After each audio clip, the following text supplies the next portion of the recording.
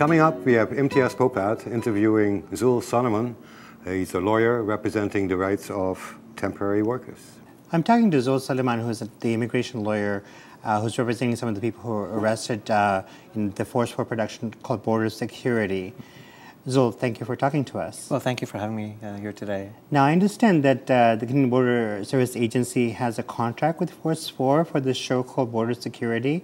Can you tell us about that and the legal issues around that? Certainly. Well, I represent several of the individuals who are arrested on the work site. And what I understand is that Canada Border Services Agency came to the site to ostensibly look for one person, ended up arresting several people. And there was a camera crew there from Force 4 Productions trying to shoot a show called Border Security. Right. And what has come out subsequent to that is that Vic Taves, the minister responsible for the Canada Border Services Agency, has personally approved the involvement of the CBSA in this production with Force 4. Right. Now, what is this show about, border security? Well, ostensibly, the show is about the work done by the Canada Border Services Agency officers at the land border, the airport, and within the borders of Canada in enforcing the Immigration and Refugee Protection Act. Right. The problem, of course, is that when you put together a television show, the subjects of the show end up becoming the focus. Right. And so I think the minister's perspective is that this is a way to give information about what CBSA does. Our perspective is that, in fact, the show is dehumanizing, demeaning, stigmatizing, and targeting the individuals who are on the show. So the CBSA was going to go to this site where your clients work, and they invited Force 4 along to come and tape what they're going to do in terms of investigating so-called illegal workers. Exactly. From my interviews with my clients, what I've been told is that there was a camera operator, a sound operator, and yet another mobile camera that was on the person of a CBSA officer. Right. They were shooting footage all along, and as my clients were getting arrested, and many of them were denied their right to counsel, by the way, all this footage was being taken. Eventually, my clients were brought to a detention facility in Vancouver, and what I'm informed by my clients is that CBSA gave them releases to sign so that their footage could be put on the television show. My clients are not English speaking, and the CBSA officers were not Spanish speaking, so there was this broken interpretation. My clients felt intimidated in many instances to sign these forms. Yes. And so now we're in the process of negotiating with Force 4 to have the footage taken back, as well as filing complaints with the Canada Border Services Agency about their conduct in this matter. Now, what's some of the legal issues around this? This is very problematic, isn't it? Well, there's several issues. I think the first issue is the right to privacy. How is it that the Canada Border Services Agency works hand in glove with a private production company to shoot this footage? And then the second issue is, what is the Minister of Public Security doing in using a private production as a means by which to propagandize the function of the Canada Border Services Agency? What is exactly going on there in that relationship? And the Minister has not been forthcoming about what Canada Border Services Agency is doing.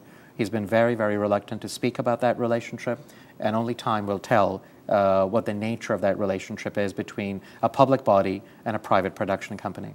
This is very perplexing, isn't it? That the government agency would hire a private production company to do this kind of production. Well, I'm not sure if they're hired, but what I gather is there are plenty of public resources going into it in terms of the time of the agency and the agency officers. But it's also, what about the actual individuals who are being taped? What about their privacy? And is a release sufficient? And why is it that of all of the areas that the minister could target, he feels that putting grainy shots of confused, humiliated people, many of them people of color who don't speak English, onto the screen is a way by which to show the work CBSA is doing? Right. So what is your role in this? What are you hoping to do for your clients? We've asked for an apology just an upfront apology from the minister and force for their conduct. I'm hoping they see the wisdom of what we're seeking and apologize and enter a dialogue about what they're doing publicly. We're also obviously pursuing a complaint with the Privacy Commissioner through the BC Civil Liberties Association for one of our clients. We're looking at complaints to the Canada Border Services Agency.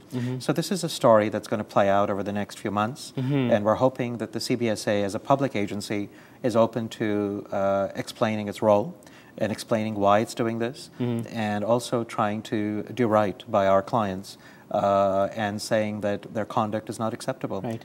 And how can our listeners get involved? Is there any website information? They can certainly go to, there's a petition on change.org, and they can go to a website called cancelbordersecurity.ca, cancelbordersecurity.ca, sign a petition. They can get in touch with their Member of Parliament, with the Minister Taves, and express their views. Right, great. Thank you so much for talking to us today.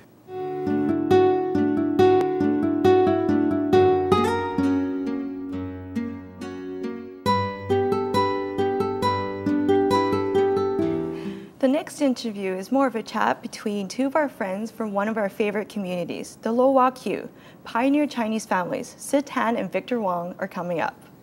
Hello and welcome to Access TV. I'm Sid Tan, and we are here with one of my favorite people, Victor Wong, who's the Executive Director of the Chinese Canadian National Council, a local boy who went to Toronto to find some really great work that he's been doing. We start off with some of that work because, first, tell us, what is Chinese Canadian National Council? Well, the council's been around since 1980. It was formed in the aftermath of the W5 controversy. CTV's W5 produced this documentary entitled The Campus Giveaway, where they alleged that the foreigners were taking over the spaces of Canadians at our universities. And in their documentary, they showed images of Chinese Canadians who happened to be permanent residents or Canadian-borns who had every right to be there. So it ignited a movement across Canada, and the community very quickly realized that you need to have a national voice. And as a result, the Chinese Canadian National Council was formed with a mandate to promote full participation in society. We have 27 chapters across Canada. Of course, Access is a chapter, so is Success here in BC. And, we're working on a number of social justice issues. Yeah.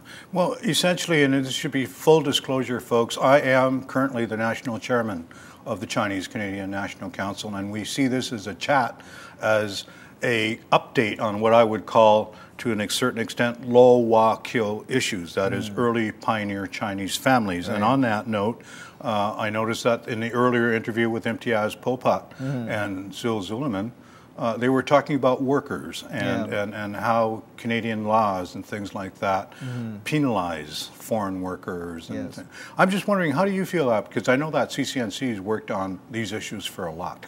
Well, the railway workers were the first temporary foreign workers in Canada. I mean, we still have this issue today, where there are 338,000 temporary foreign workers in this country at a time where there's high unemployment.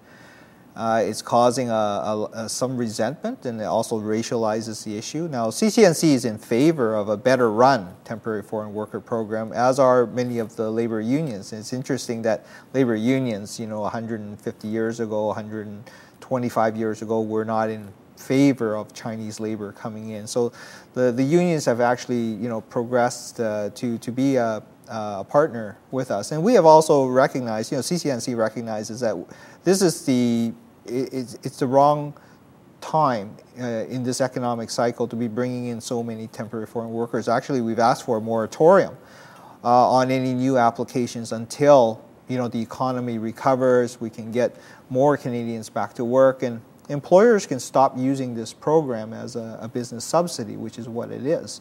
When Zul and others were talking about the job site, those employers who are building these condos should be hiring Canadians. If they cannot find trained Canadians, they should be training Canadians to do the work, offering a better salary. Right now, for the temporary workers who are here, there should be some protections for them. Now, we have a program now where temporary foreign workers, if they're skilled, they can land here. There's a path for them to secure permanent residency and citizenship in Canada, but there isn't this path if you're an unskilled temporary foreign worker. And I think it's just only fair. If you're good enough to work here, you're good enough to stay. And I think that that's very consistent with, you know, the work that we've done and the legacy from the Chinese railroad workers, Well, that they didn't want them to be here. Yeah. Well, that legacy was that, and then later on when the head tax came on and it was okay to be here as part of a tax grab, is that we'll give you, you can stay here, but we won't give you any rights or any other particular privileges other people have. well, So a lot of this is very biased, right? Right. Well, we saw with the head tax, you know, they brought it in initially because there was this recession after the railroad was built. So the Canadian government basically folded, and they caved to the BC government, and they brought in this head tax to restrict Chinese immigration.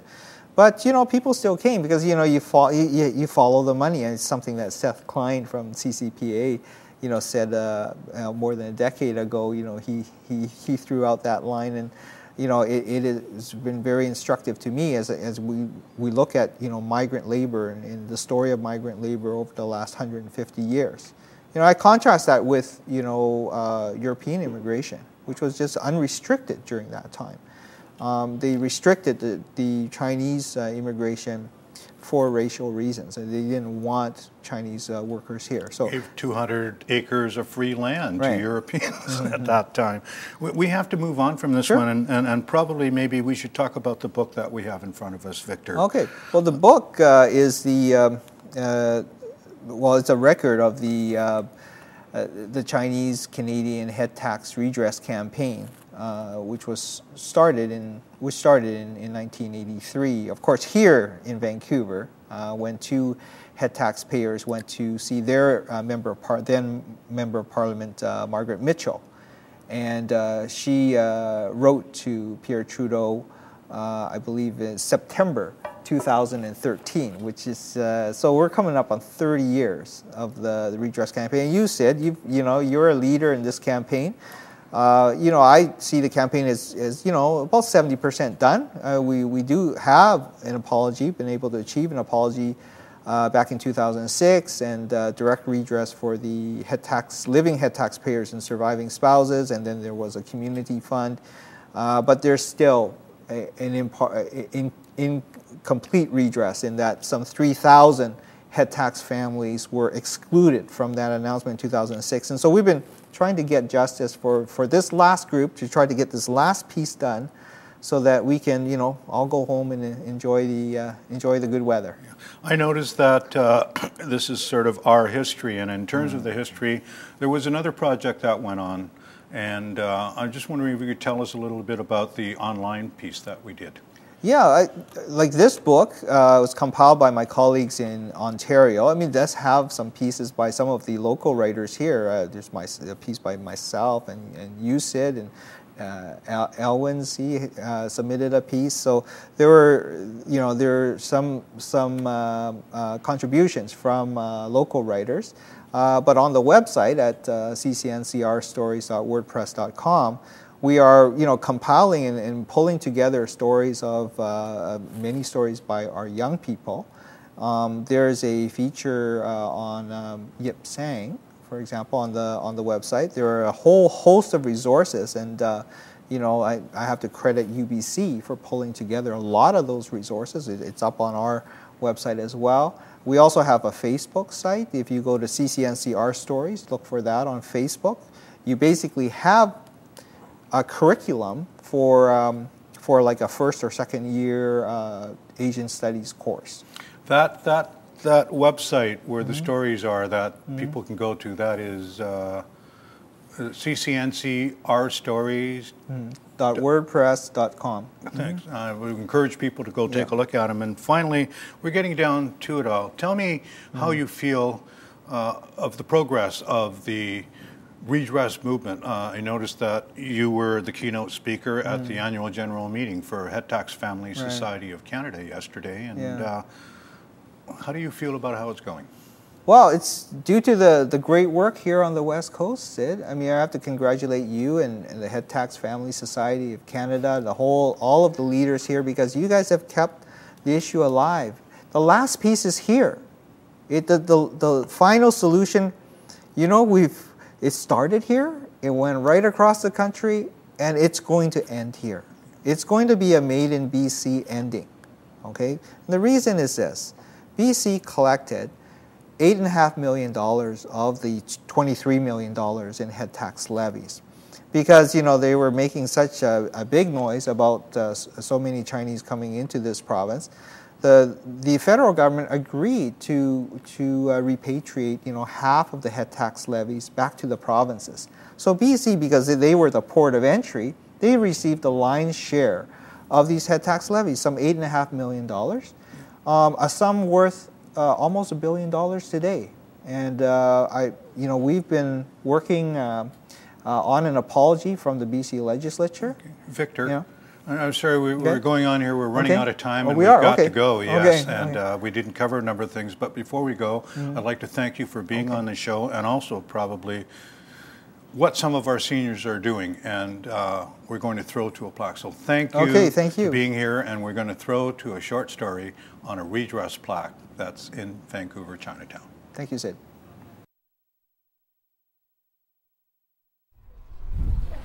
Coast Salish Territory, Oppenheimer Park, Saltwater City, Vancouver, British Columbia, Canada, March 21st, 2013. Markers of Resistance commemorates the struggles originating in the downtown east side. A Vancouver and District Labour Council and Carnegie Community Action Project, it highlights the resistance and dignity of the working poor and marginalized people organizing to fight oppression. The 11 markers, to be fastened to light posts at appropriate locations in the downtown east side, were shown without media fanfare amid rave reviews by the public. The plaque celebrates events including Wood Squat of 2002. The Missing Women's Memorial March started 22 years ago. The Sinclair Center, then main post office occupation, in 1938, and the On to Ottawa trek of 1935. The tragic death of Olaf Solheim, connected to Expo 86, and the triumph of Crab, create a real available beach park in 1987. This was also a special day for those demonstrating on November 26, 2005 against Prime Minister Paul Martin signing a no apology, no compensation agreement in principle with compliant individuals and almost all of Chinatown's organizations. The magnificent grannies and grandpas of the Chinese head tax and exclusion redress movement acted. Some 200 rallied for nearly 5 hours at the Chinese Cultural Center Square and the Success Complex. They were then an ad hoc BC coalition of head taxpayers, spouses, and descendants. After the rally, they constituted as Head Tax Family Society of Canada. The marker is on a Pender Street light post in front of the Chinese Cultural Center. The City of Vancouver workers installing the markers arrived promptly at 1:30 p.m. as agreed. In no time, they measured the height and had the plaque fastened. Then, photo op time, and on to the next marker. In Chinatown, Saltwater City, Vancouver, British Columbia, Sid Tan reporting on a marker of resistance for Access Community Television. Works for me.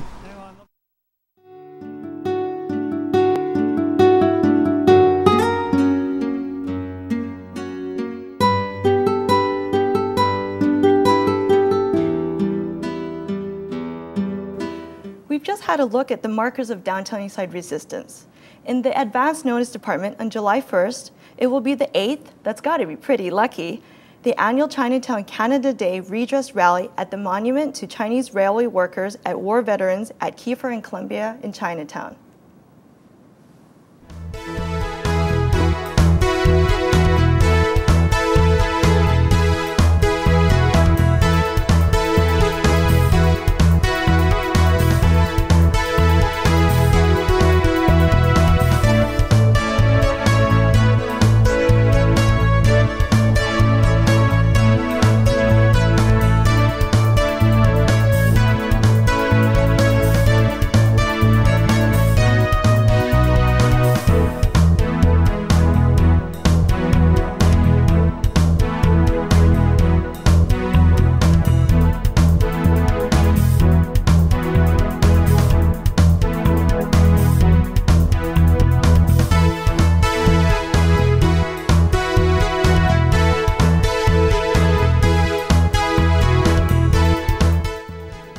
comments to access@telus.net.